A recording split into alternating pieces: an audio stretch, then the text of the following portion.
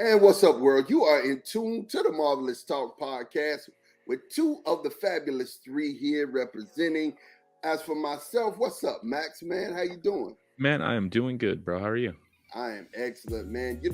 We're sitting here and we're talking about content, man, and we're talking about Star Wars content. And I'm going to tell you something. I think something that's missing in this world, in this Star Wars world, two things. I was originally only going to talk about one, but there's two things that I think that's missing in the Star Wars world, and I'm going to explore the first one right now. The first one I'm going to explore is Chewbacca. All right. So everybody knows Chewbacca is their favorite woolly, just, hairy Wookiee, right? And we got a chance to see more Wookiees, in The Mandalorian. Everybody didn't know about, I'm going to tell you, most people didn't know about the Wookiee what was his name again? Black Chrysanthemum and Boba Fett. Yeah. Right.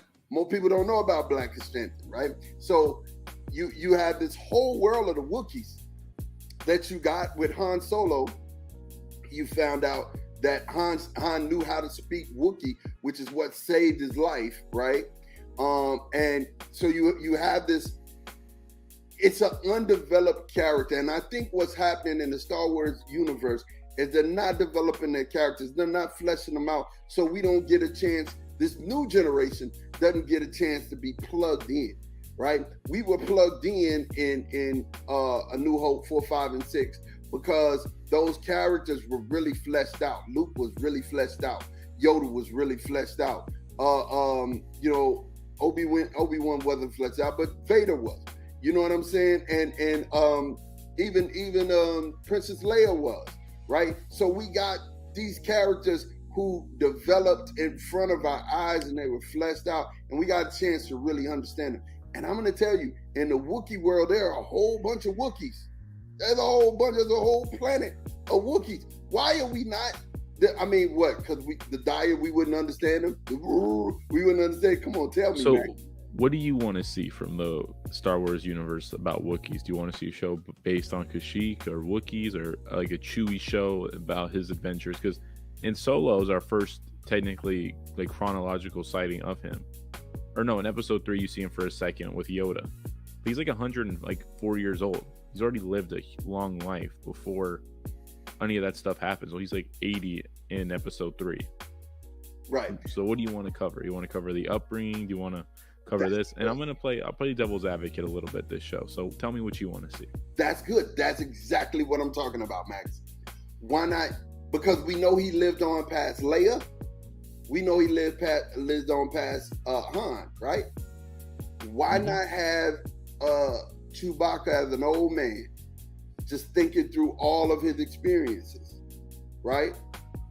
Why not have Chewbacca as an old man? Of course, you got Wookiee talk, right? But we've always went past that, and kind of there are different places where we go past all of that. You know what I'm saying? Well, that's like the big question, right? Is how do we get, if Chewbacca is a main character of a show, how do we work in? He doesn't talk. He just makes noises. He makes whatever it is. I can't do it though. But how do we get past that? Or is that something you can't get past? That's what I would ask you. In Han Solo, they translated what he was saying on the screen. So he's always gonna have someone translating for him. Absolutely not. Why not have him start off in Wookiee, right? And then as he's starting off in Wookiee, it's translated, and now it's just you're actually hearing an audible voice. You're hearing a voice, and it's narrated versus having because you have characters that are going to be around him this whole time, right? You're going to have characters around him that speak, right? So why not bring him into that whole thing and that whole fold where you're getting, when it's just him, you have a voice speaking because he understands what he's saying and he knows what he's saying, and maybe he's talking to another Wookiee, right? But then as you're coming in the experiences, we're back to him talking Wookiee, and everybody else in the around him is carrying the dialogue. It's not hard. This isn't rocket science, people. let's share what we see of the Wookiee. I mean, even Yoda was talking about the Wookiees and the relationship he had with them. So, man, let's explore. Let's think about the Wookiees. I just think it would be great to see a Chewbacca spinoff, and we can do it again on Disney Plus. What you think about that, Max? Well, initially I was thinking I wouldn't necessarily love the show just because Chewbacca couldn't talk. You swayed me with the way they could do it. But I was thinking, have we seen Star Wars kind of develop people that couldn't talk? And what about the Sand People in the Book of Boba, the first 2 episodes where he's living with them, learning the culture, the Tusken Raiders? They did it there. People really liked it. Maybe you could show some Wookiee traditions. Maybe it's a 1-season show, and I think that's really that's what I would want to see, at least 1 season of Chewbacca show. And it would be about exploring the Wookiees, the rite of passage. So maybe you could, and then maybe the last episode you can show some Han Solo, and that could lead into a Solo show. I think Chewbacca would be an interesting. It would have to be done right. It would definitely be harder to make than a Mandalorian series. You know, you have definitely more like requirements to meet in the sense.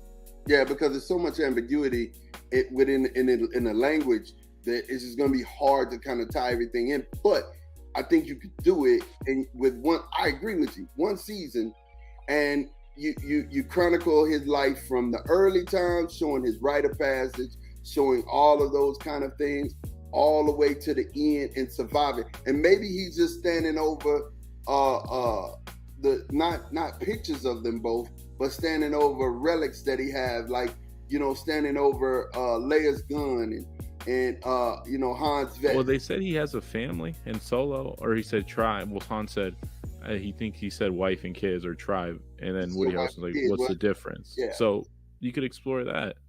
Yeah, and I mean, you know, he finally come back to him, and he's kind of putting to bed the old life, the rebel life.